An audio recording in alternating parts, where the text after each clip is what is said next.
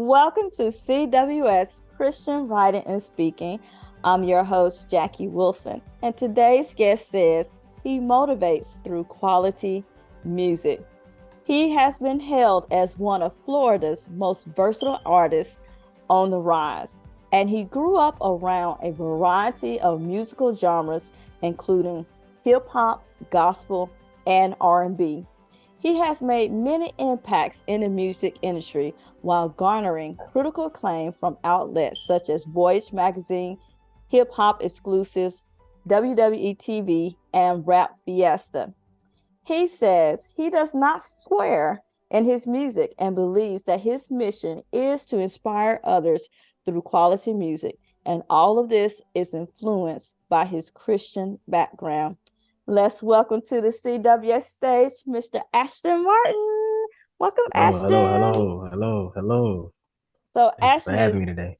yeah, absolutely. It's exciting that you are here because so many times people hear, oh, he's a rapper, and they automatically associate rap with something negative.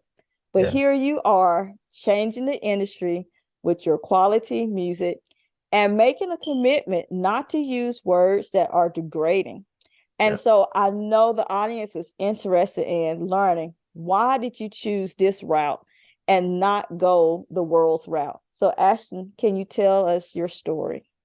Yeah, so a lot of I always say my music to me is like a journal, and it's kind of been like that ever since I started. I think I started writing around Well, I actually began writing earlier than I remember. I think my grandmother was the first person to tell me that when they used to do the poems at church, that I used to write my own poem. And I don't even remember that, to be honest with you. I think my earliest memories was like around around middle school, when I started writing. And then of course, poetry is cool, but like, when you're young and then the times kind of change, it's like, okay, I would have moved more into something else. And then I had fell in love with rap at a young age. Music in general, though, because I was born around music. Like everybody in my family was musical in some way, shape, or form. Mm. I had my grandmother sung in the church, my auntie sung in the church. My dad, he sung, he was a choir director, he was a songwriter as well.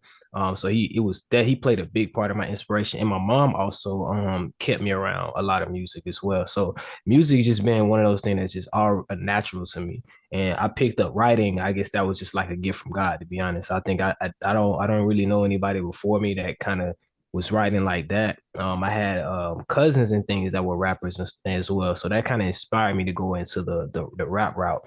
And I always say like my music changed when I changed. I had to go through a metamorphosis of myself. It always been an expression of myself, and it been an expression of what I seen and what I grew up around, what I was dealing with at the time being. So, what made me go the route of like not using profanity in my music was, to be honest, it was just seeing the influence that it had on people. When I was still, like we said, when I was still in the world, you know what I'm saying, I was creating the music that was representing me at that time period, and I still had people that looked up to me, and then I hearing them saying my lyrics back to me, it kind of it hit me different, and it made me like, well, maybe this is not what I want to put out for someone that's definitely influential, because we as rappers, I feel like now we are like the modern day influencers of the world right now, whether a lot of rappers realize it or not. Most people will listen to our words, most people will listen to what we say and what we do, and what we say as the culture is like law, and I think realizing that early on is what made me change myself first, because I knew that I had to change before the music could change, because it's Mm. always been authentic, it's always been real to me. So it's like, okay, for me to do this the right way, I'm gonna have to change myself.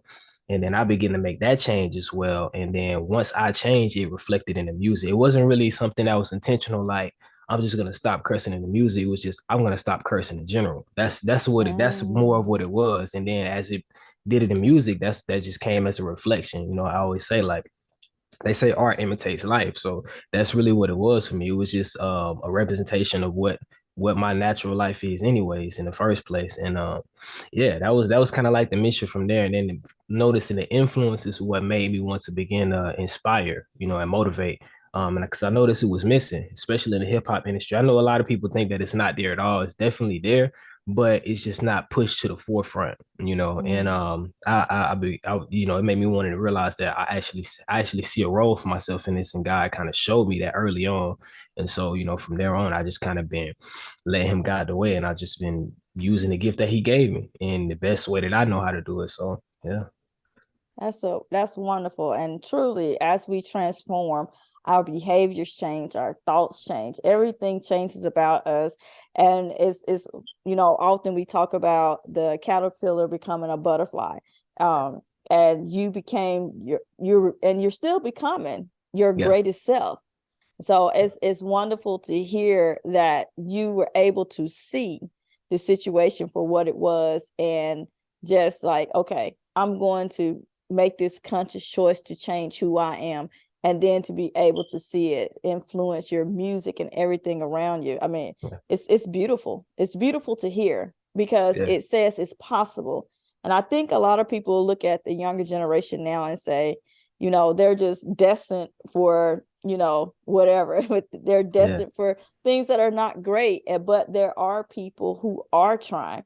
And so I would like to hear a story of how your music has influenced somebody in a way that you never thought it would influence. I this is one of the stories that always hit home. I always have a lot of different stories that people come to me with, but I'll definitely say this has been the biggest one by far. So in 2019, I released a project entitled Solid. Now, the idea behind Solid was pretty much a diamond metamorphosis, because you know diamonds go through before they're these beautiful things that you see, they go through a creation process. They go through a lot of Mm. heat, a lot of pressure in the underground. You know what I'm saying? They actually begin underground, and you know, and it's a process, you know, and it's pretty much saying like remaining solid through no matter what you're dealing with, no matter what you're going through. At that time when I made the project, right, wrote the project, released the project, I was actually homeless myself, you know what I'm saying? Mm. And I was moving around though. I was still grinding, moving around, even going international, and coming back and not really having a place to stay for my own self. But that was like my story that I put into that project, and released it. And shortly after I released it, I received a Facebook message. It's from a person that I don't really know like that. I think she met me through someone else, or she learned about my music through somebody else that does music.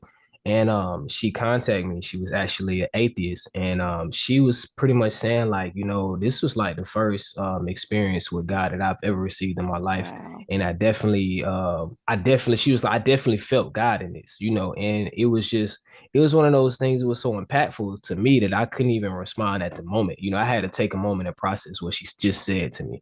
And this was literally like right after I released it. I'll probably say like a couple days, because I was coming back from Miami, and literally on the road I received this message. And you know, I just like I was in the car, my wife, she looked at me and she was like, is everything, it was one of it, I think it shot me so bad that she was like, she thought something was wrong. She was like, everything okay? And I'm like, I didn't even know how to respond to her. I was like, man, this lady just messaged me, and I told her what she said, and I responded to her.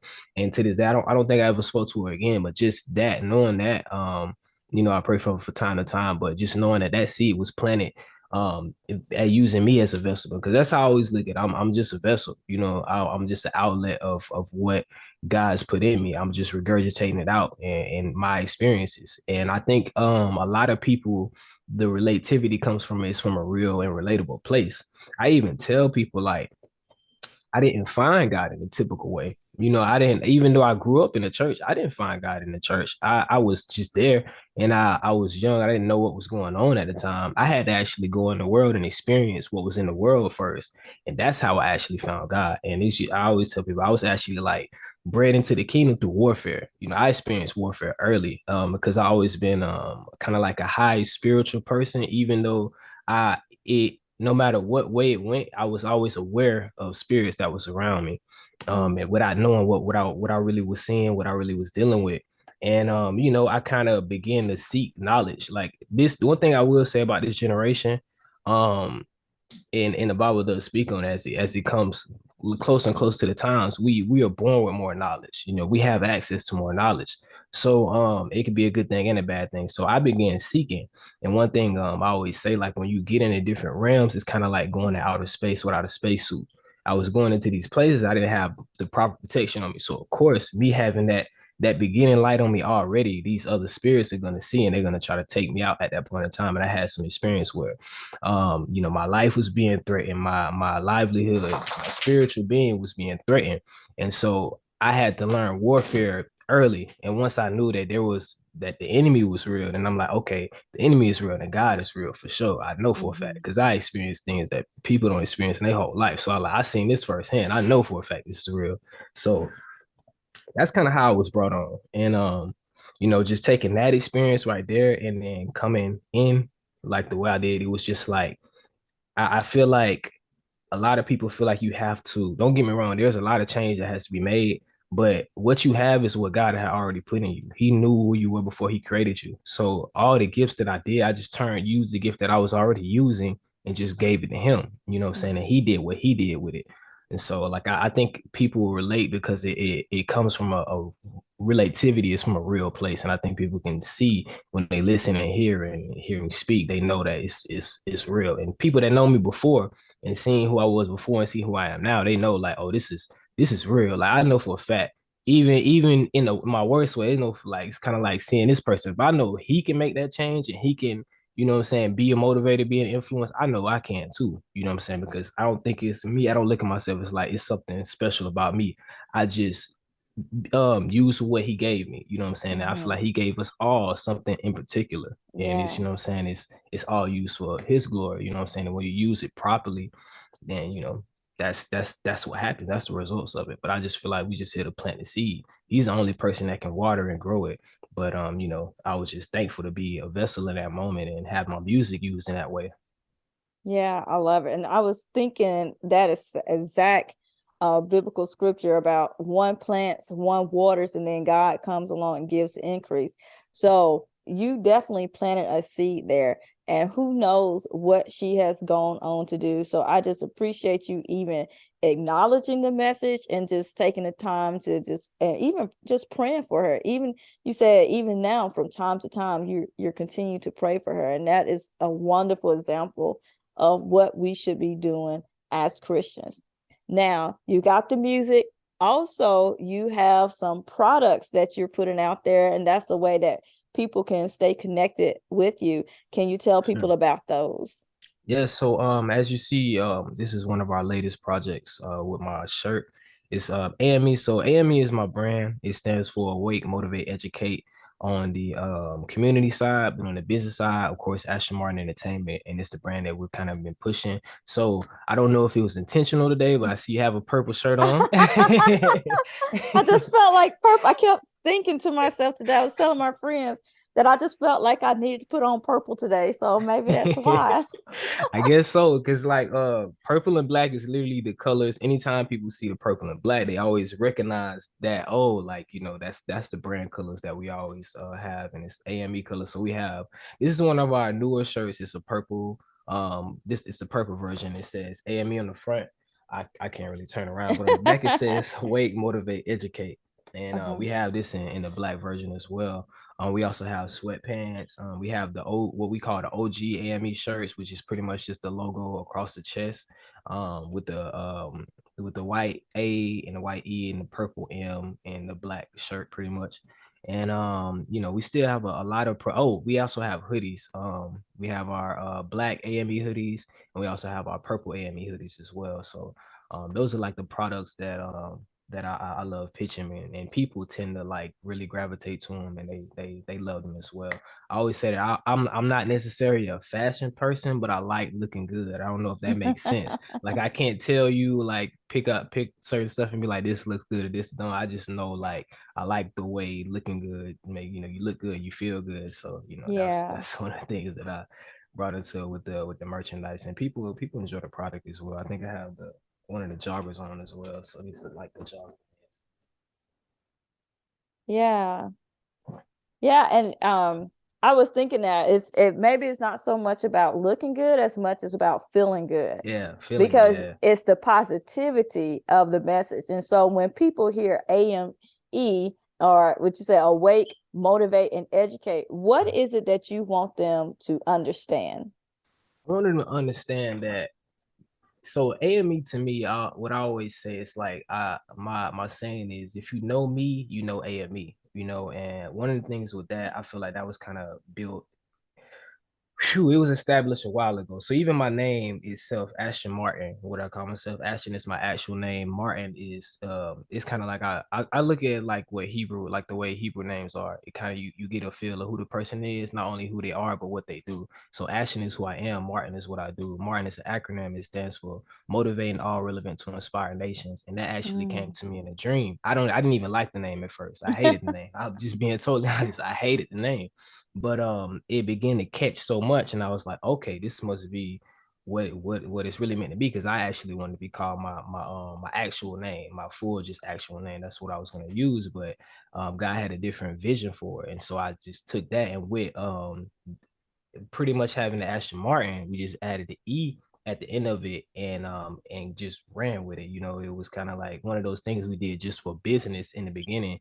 And then as we noticed the influence that it began to build, it was like, okay, I actually need to make this into a brand, actually into something that's bigger than me. So my goal with it was just to build a platform for people like me on the music, and I wanted to build something that somebody that's coming up like me and coming up in this industry in the way it is can have to have like a platform that either whatever they look to get out of music, they can use it and use our platform, but not have to just deal, because I'm just being honest, this industry is very evil, especially when you get into the business side of things, and the way business is done is kind of crazy. And sometimes just having those people or a counselor dealing with this it can mean the world of different. We had to go through a lot of trials and fails to really learn, and we learned it firsthand. And I always say that my wife is definitely like one of the trailblazers. I said like that's like her purpose. She's like literally a trailblazer. So she goes out and kind of just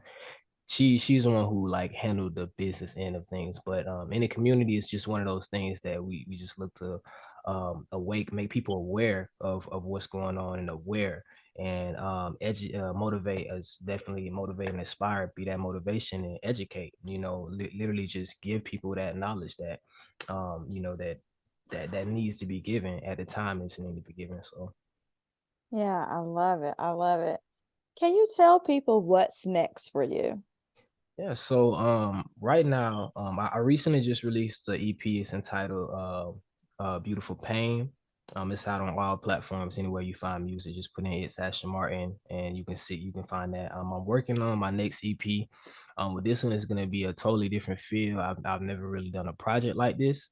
Shout Mhm. out to Blur. He's from New Orleans. He's been the producer. I've been working hand in hand with this one. And it's gonna be entitled NSD, which stands for Never Stop Dreaming. And Mm. I'm looking to release that top of next year. So be on the lookout around January, February on the music end. Um as far as appearances, soon I'll be in Panama City, probably the top of the year, for a youth harvest, for Harvest Fest. I'm going to be performing and speaking as well. So at the end of the year, we're also having a benefits concert. There was an individual that's from where I'm from, like near my hometown. He got in Mhm. a bad wreck, and he's having, it was bad enough to the point that he's having to like fund a lot of stuff himself. He's a Mhm. very big influence where we're from as well. And so we're putting together a benefits concerts in collaboration with some people in the community. And it's going to be in Graceville, Florida. As of right now, that can change. Everything is kind of still in the making of it, but like I said, just definitely follow my socials, and I'll keep everything posted and updated. So on the appearance end, that's what's next for me. Wonderful. Ashton, can you tell people how to connect with you on social media, what your handles are, as well as your website? And so on my social media, it's literally the same thing everywhere. It's Ashton Martin. That's ITS Ashton Martin. But I always tell people that if you the easiest way to keep updated with me, we actually have a text message service. And all you have to do is text AME to 850-754-1956. And it's literally the moment you text that number, it's gonna send you all of my social, and it'll keep you updated with anything new that we have going on, any new music, any new appearances, any new shows, anything of that nature. It keeps you updated. So I always tell people like that's the easiest way because social media, a lot of things kind of get lost. It's a lot there. So sometimes, even if you are following a person, you may not see or stay updated with them. To me, that's like my biggest way. And I do special things. Like as of right now, we just did a giveaway of $150 for a contest that we Mm, did. So you never know. I'm always like doing nice, sneaky little things on there for people that's really rocking with the brand. that's wonderful. As we close out your interview today, what is the one thing that you want people to take away from this interview? The one thing that they can implement in their life today? One thing I would definitely say, and that I always say, is be yourself. And when I say be yourself, I mean be God can use you in any way, shape, form that you come. Don't ever think that you're in a point that God can't use you. He created you, and like I said, He knew you before you were you, as you are aware of yourself today. So be what He made, you know what I'm saying, and step into that and make sure that whatever gifts that you have, whatever thing, don't ever think that any gift is too small for Him to Mm. use, you know what I'm saying, and give that to Him. I mean, He's the best. He's the designer maker, so He knows exactly what to do with it. And I promise you, when you do that, you'll watch your life change. Yeah, absolutely. Thank you so much for Ashton for being our guest today. CWS audience, you have heard him. He is reminding us that it is okay to be ourselves, that God made you exactly the way that you needed to be, and it's up to use all those gifts, talents, and abilities for his glory. You have a purpose. It's time for you to walk in it. Thank you so much for listening to today's episode. And until next time, beautiful people, God bless.